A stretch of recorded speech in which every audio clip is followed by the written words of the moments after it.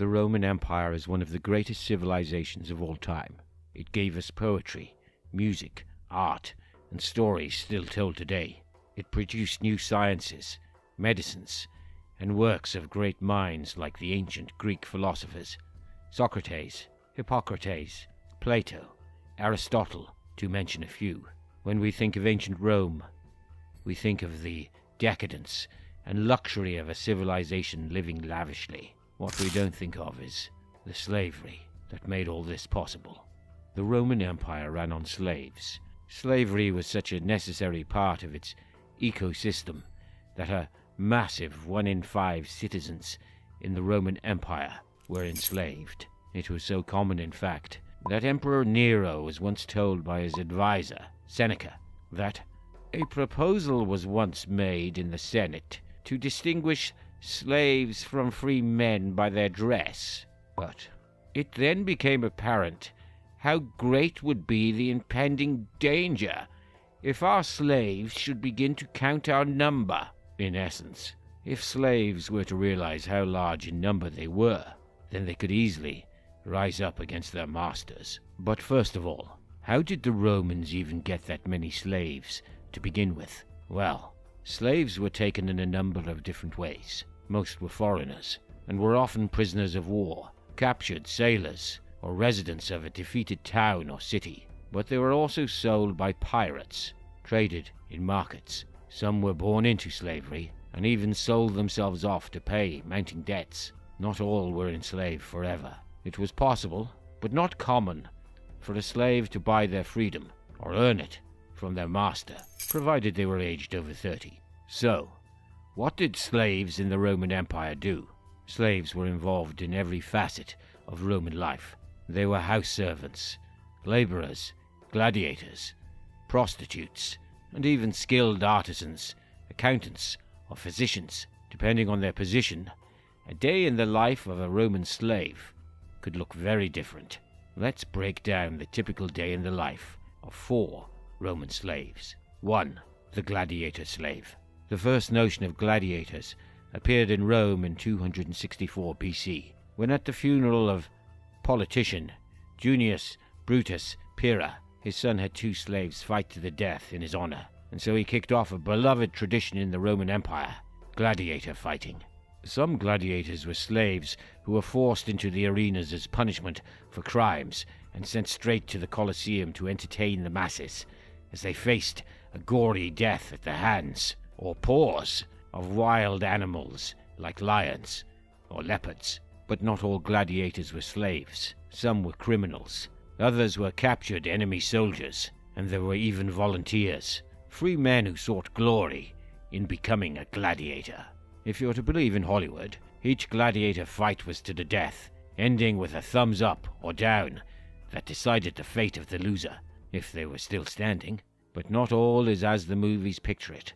Fights were actually rarely to the death, as too much time and training was put into gladiators to simply lose them after one battle. Slaves purchased at markets were chosen for their physique and good looks, and their masters hoping they would have a long and popular life as a gladiator, relatively speaking. Ancient Romans would treat these gladiators like celebrities, scratching their names into jewelry and crafting their likeness into pottery. Despite this, they were still at the bottom of the Roman barrel, and their lives only held out as long as their luck did. A typical day for a gladiator slave wasn't that different from any other gladiator. In fact, compared to slaves working as hard laborers, they lived in relative comfort, but they were still prisoners when not fighting in the arena, which they actually only did about 5 times a year. The slaves were locked in a fortress where they shared a small room with one other person and were expected to train all day, every day, in order to win in the arenas. But gladiator slaves were at least guaranteed 3 meals a day, medical attention, and specialized training equipment. Some of the better gladiator schools even had heated floors for winter, baths, and indoor plumbing. 2. The unskilled laborer-slave. The lives of the unskilled laborer-slaved were often the worst. These were often people who were enslaved as a punishment for a crime and would be put in mines or fields and quite literally worked to death. They lived short lives in horrible and harsh conditions, and were seen as cheap and easily replaceable. They had abusive masters who cared little for their welfare and would whip and beat them to force them to keep working long past breaking point. An ancient Greek historian, Diodorus Siculus, wrote, "For no respite or pause is granted them in their labors, but compelled beneath blows of the overseers to enjoy the severity of their plight." These slaves would work from sun up to sundown without breaks, in dangerous conditions, and with very little food provided at the end of each day. They were often chained to at least 5 others at all times, even when they slept, and branded on the forehead with their master's mark so that they could never run away. 3. The domestic servant, household slave. The household Roman slave was often indistinguishable from a regular servant. They would wear the same clothes, sleep in the same quarters, and usually eat the same foods. These slaves tended to the home and its occupants, sometimes even sleeping nearby in case their masters needed anything in the nights. Domestic slaves were usually women, weaker women, or children who could fetch, carry, and clean for their masters. The luck of these slaves could vary wildly. If they had a good owner, relatively speaking, they could spend their life in a manner not much different to a paid domestic servant, and potentially even be granted freedom upon their owner's death. But if they had a bad owner, they could be subjected to horrific treatment. Slaves were property, and there were no laws or restrictions on what you could do to your property. This means often they were subjugated to sexual and physical abuse, including being raped, beaten, flogged, and branded by their owners. In the cases of particularly bloodthirsty masters, they'd even kill their slaves for a perceived slight. 4. Skilled and educated slaves.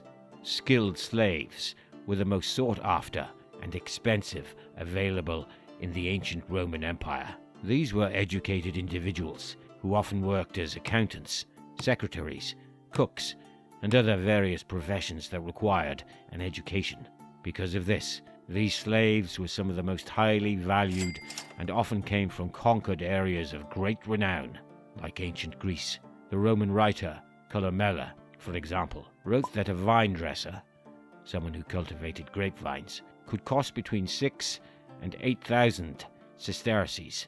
To put that into perspective, the average Roman foot soldier received about 600 sesterces a year after deductions. Because of the expenses of these slaves, they were often owned by high-ranking members of the Roman elite, like politicians and senators, or even the Roman government themselves, who would buy slaves to use as public servants, building and maintaining the bathhouses and other important government structures. These slaves lived lives of relative freedom. They could make small amounts of money and own pieces of property under the master's purview that they could use at their own discretion. Like this video?